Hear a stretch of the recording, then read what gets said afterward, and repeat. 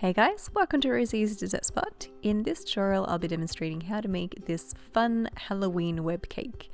It's one of the first times that I tried using the marshmallow effect and I was so excited to try. So I've got a 7-inch chocolate mud cake, sticking it onto a 10-inch cake board with some black buttercream frosting. I color my buttercream black by actually making dark chocolate ganache, adding in buttercream and then a whole bunch of black gel food color. Because you start off with the dark frosting, it'll take even less black gel food color. Create a thin crumb coat all around your cake to trap in your crumbs. Because this is going to be a buttercream finished cake, I did want to add my crumb coat. I always tend to start in the center top of my cake and then push the frosting out to the sides, and then lastly work on the sides of my cake.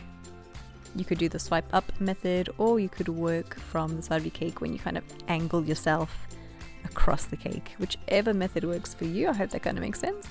And then take a scraper and move around your cake, smoothing down the frosting and then filling in any spaces that are bare.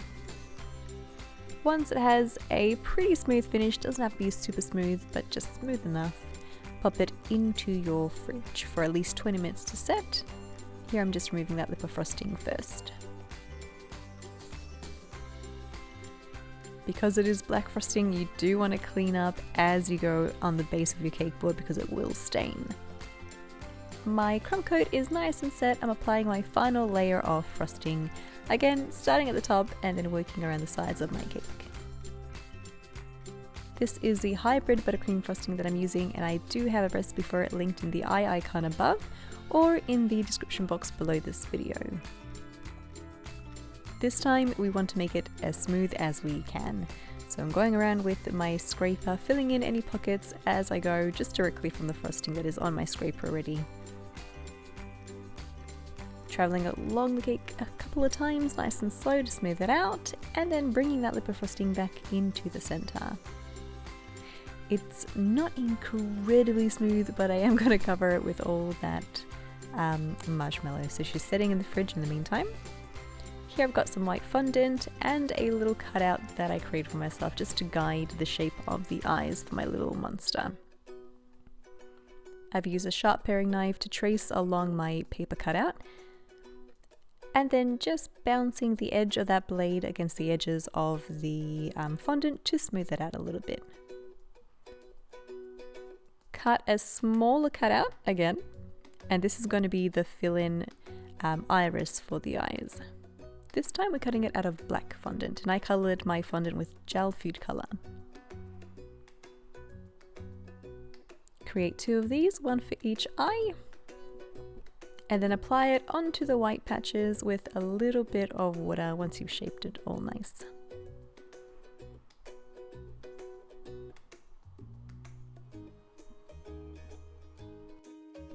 Next step would be to create the pupil for the black iris.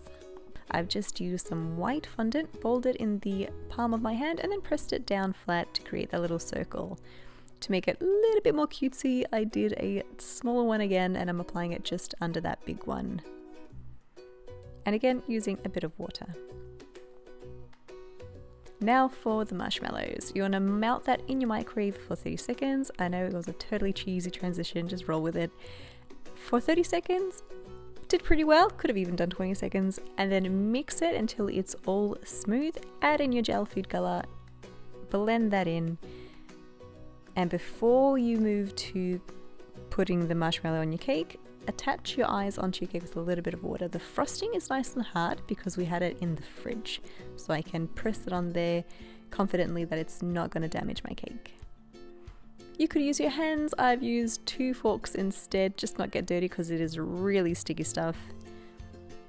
And it's still warm out of the microwave. I am pressing the forks together, pulling them apart to create those little red webs. Your marshmallow will lose flexibility as it sits and becomes cold. It tends to seize a little bit, so you might find that you're traveling back and forth from the microwave at 10-second bursts just to soften it back out and get it flexible again. Don't forget the back of your cake. By the end, you should have a little something that looks like this.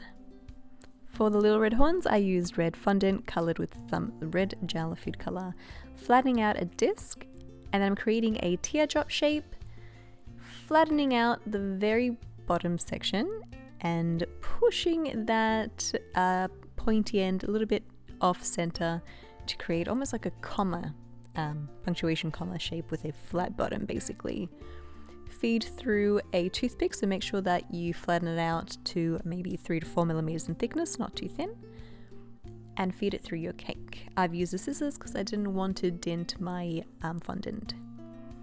And you are done! I hope you guys enjoyed this super quick and fun Halloween video tutorial. And if you do recreate this, please tag me, hashtag Rosie's Dessert Spot, so I can see your awesome creations as well.